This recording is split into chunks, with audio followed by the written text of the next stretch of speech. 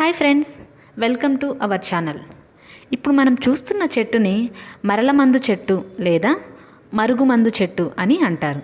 వీటి గురించి రైతులకి చాలా బాగా తెలుసు. ఎలా తెలుసు అంటే మరుగుమందు అందరికీ తెలుసు.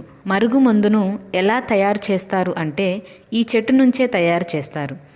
ఈ చెట్టును మీరు కూడా చూసి ఉంటారు. వీటి కాయలు చెట్టును అంటుకొని ఉంటాయి. కోడిగుడ్డు ఆకారంలో ముళ్ళు ముళ్ళుగా ఉంటాయి.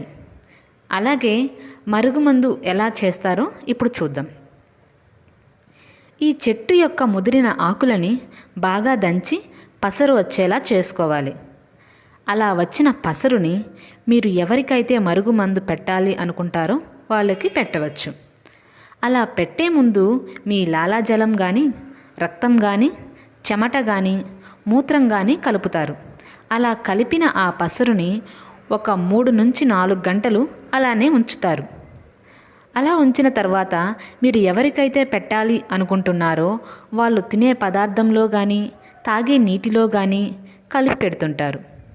ఇలా తిన్న తర్వాత 3 నుంచి 4 రోజుల్లో వాళ్ళ బిహేవియర్ మరియు మీ వెనకాల తిరగడం మొదలు పెడతారు.